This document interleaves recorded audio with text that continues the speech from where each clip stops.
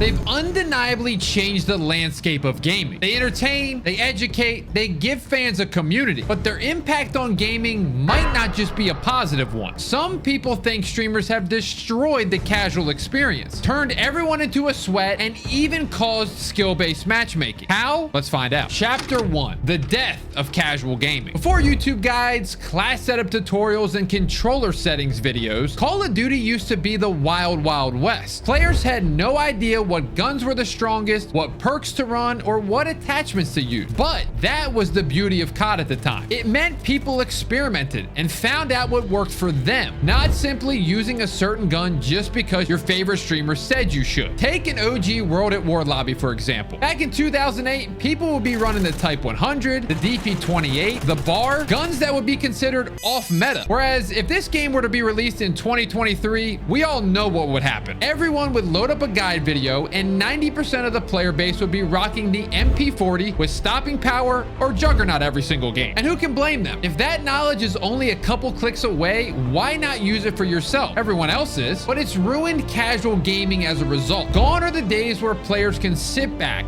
run a random loadout, and still be competitive. Nowadays, everyone wants to be a scum, so you have to get on board with what may be a boring meta or be left behind. While streamers have made Call of Duty a more competitive, unforgiving experience through their ability to influence the masses, they've also made multiplayer way more accessible. For new players coming to COD, it can be trial by fire. There's dozens of weapons, hundreds of attachments, and numerous ways to play. It's daunting, to say the least. Streamers help break that barrier to entry. Their educational content gets newbies on the right track and hopefully stops them from getting destroyed by more experienced players. But either way, it won't be long before they're caught in the negative cycle of playing the exact same way as everyone else. Chapter 2, everyone wants to be a pro. Due to the rise of streamers, everyone wants to be an esports player or content creator. 10, 15 years ago, this wasn't a goal kids had back then. Back then, it was dreams of the NBA, NFL, or MLB. And while it's an incredible career for those fortunate enough to make it work, it's turned every gamer into a complete sweat. Everyone's got the Turtle Beach headsets, the optimal sized monitors, with the perfect controller settings to go with it. They're VOD reviewing because streamers told them to do so. They're practicing recoil pattern because streamers told them to do so. And look, if you're gonna play a game,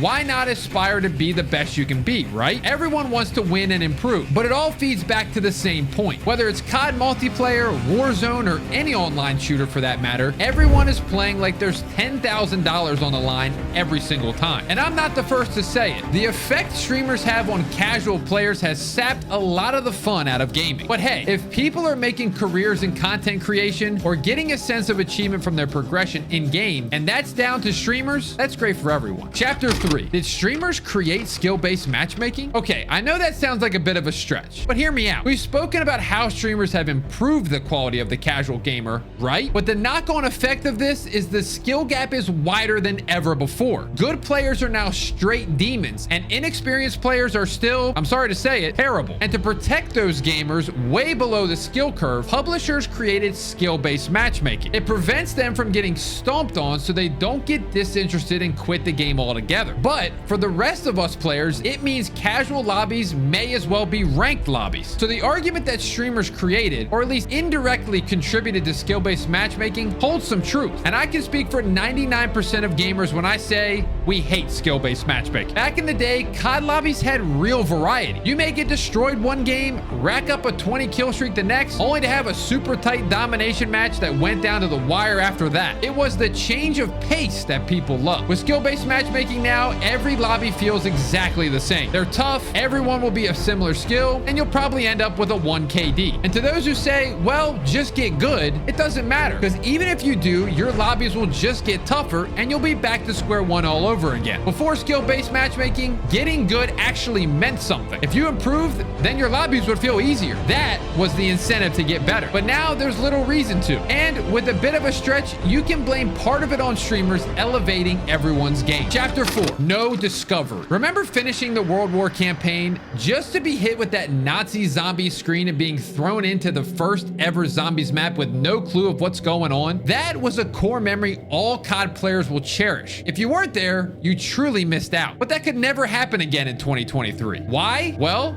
Streamers. Within a few hours of release, there would be dozens of YouTube videos, TikTok videos, and social media posts about it. And that's the point. There's no mystery in gaming anymore due to streamers and data miners. It doesn't matter what the game is. Us players know every skin, Easter egg, and update coming weeks ahead of time. And even new releases get partially spoiled with trailer breakdowns that pick up the tiniest of details. Take World at War's final Zombies map, for example. When that dropped, players would search for Easter eggs themselves with their friends, and that was the enjoyment. Now everyone would head straight to YouTube and get the step-by-step tutorial. At the time of this recording, Modern Warfare 3 comes out tomorrow. I myself am super excited to play this installment. Getting to see the remastered maps, the brand new camos, and just the small quality of life updates is something that I look forward to. Until I opened Twitter. Almost every creator was changing the location of their console to New Zealand. This allows players to access the game a whole day early. Gold camos have already been unlocked in-game, and videos have been uploaded to YouTube. I don't like that Call of Duty allows this personally, and it's not like they couldn't stop it. The campaign early access launched at the same time for everyone,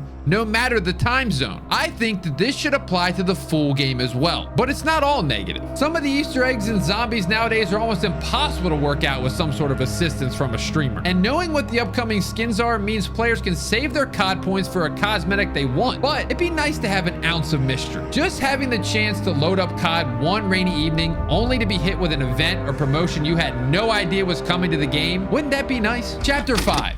They speak for the community. Streamers are not like the typical gamer. They're usually in the top 1% skill-wise and play 6, 7, maybe even 8 hours per day. The problems streamers encounter are not the same issues casual players face. They just want to hop on after school or work, play a couple hours with the boys, and hop off. Yet sometimes, just sometimes, streamers will use their influence to push an agenda to the community and the developers that suits them, accidentally thinking it suits everyone. And generally speaking, streamers shouldn't be the spokesperson for the community, because in truth, they're not representative of the player base at large. Case in point, the return of slide canceling. It divided the community, but the majority of content creators were all in favor of it being in Modern Warfare 3. Why? Because it suits them as the top 1% player. They have time to master the movement mechanics that regular players don't. But that's not to say that they always get it wrong. Take Modern Warfare 3 again, for example. Streamers have helped COD return to what COD is. Red dots on radar,